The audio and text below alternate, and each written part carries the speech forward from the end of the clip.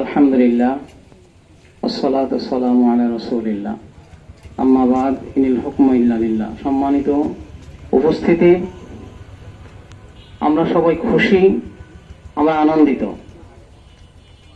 কারণ আমরা আমাদের এই প্রাণের প্রিয় বাংলাদেশকে শকুনের আক্রমণ থেকে মুক্ত করতে পেরেছি, এই জন্যে খুশি।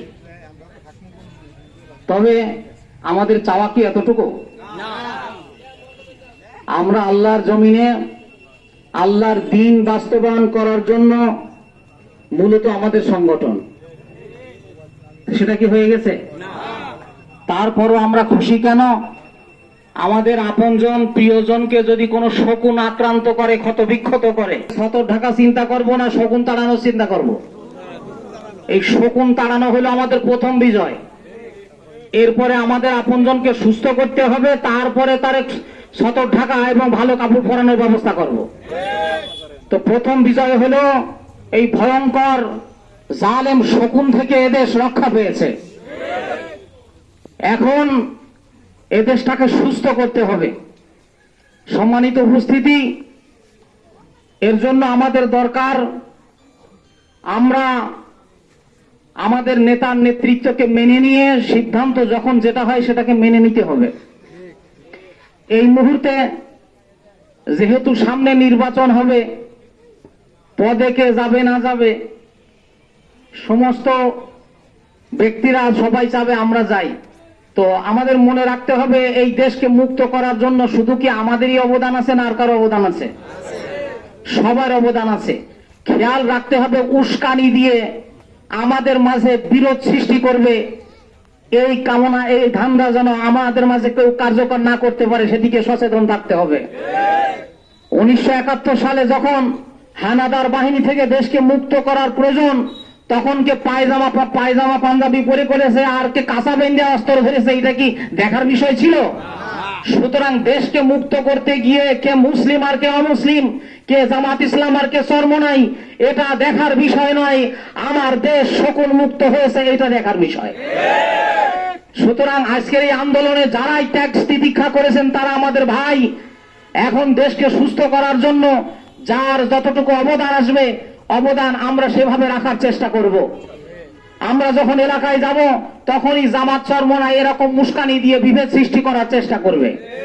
সতর্ক থাকবেন, সাবধান থাকবেন। আমরা বাংলাদেশের চরমনার চেয়ারম্যান আছে না নেই? চেয়ারম্যান থেকে এখন উপজেলা চেয়ারম্যান হয়েছে না? তো আলহামদুলিল্লাহ, কেউ যদি পার্থক্য জানতে চায় তো তারে সোজাসুজি বলবেন এদেশে জামাত ইসলামের চেয়ারম্যান ছিল না? ছিল না? ছিল। চরমনার চেয়ারম্যানও হয়েছে। আপনি দুই জায়গায় গিয়ে দেখে আসেন কার কাজ কেমন। দুইজনই ইসলামী দল, কম বেশি হইতে পারে, এখানে কেউ কারো শত্রু না। আপনি ভালো কতটুকু চান, কতটুকু মার্ক চান, আপনি উভয় জায়গায় গিয়ে দেখে আসতে পারেন। আপনি আপনার এলাকায় যাচাই করতে চান তো চরমনার প্রার্থী একজনকে পাশ করিয়ে দেখেন ইসলাম কাকে বলে। সুতরাং আমাদের মাঝে যেন বিভাজন সৃষ্টি করতে না পারে, গন্ডগোল ফাসাদ সৃষ্টি করতে না পারে, এই কাজটা মুনাফিকরা করবে। সতর্ক থাকবো আমরা। আর আমাদের ভিতরে যেন বেশি বুঝার ভাবধারা না হয়। চরমনার বিশ্বাস ডেকেছেন জেহাদ করার জন্য, গেছি মাগুরা পর্যন্ত পৌঁছাইলে আমি বলেছেন ফিরে যাও। এখন আমার মাথার মধ্যে খুব রাগ হচ্ছে, জজবা তো আর কম নাই। ফিরেই যদি যাবো তাহলে ডাকলো কেন আমাদেরকে? আছে না নেই? নেতা ডাক দিয়েছেন, চলে গেছে সবাই মক্কা একেবারে কাছে, হুদাইবিয়ার কাছে। সেখান থেকে রাসূল সাল্লাল্লাহু আলাইহি ওয়াসাল্লাম সিদ্ধান্ত নিলেন ফিরে যেতে হবে। কি সাহাবীদের গায়ে রক্ত গরম হচ্ছিল না? কেন ফিরে যাব? কিন্তু সিদ্ধান্ত মেনেছিলেন কিনা? সুতরাং বাংলাদেশের পরিস্থিতিতে যখন যেই সিদ্ধান্ত আমির নেবেন, এটা আমার বুঝে হোক আর না হোক, এক কথাই মেনে নেওয়ার নাম সংগঠন করা।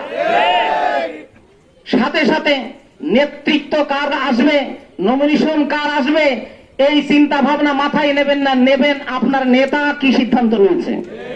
আমি একজন বড় আলেম আর নমিনেশন দিলে অমুকরে আমি তারে মানবো কেন? আপনারা জানেন সাহাবা আজমাইনদের ভিতরে প্রবীণ এবং অনেক শিক্ষাবিদ, অনেক শিক্ষিত সাহাবী থাকতেও আল্লাহর নবী উসামা নামক অল্প বয়স্ক একজন সাহাবীকে আমির নির্বাচন করেছিলেন।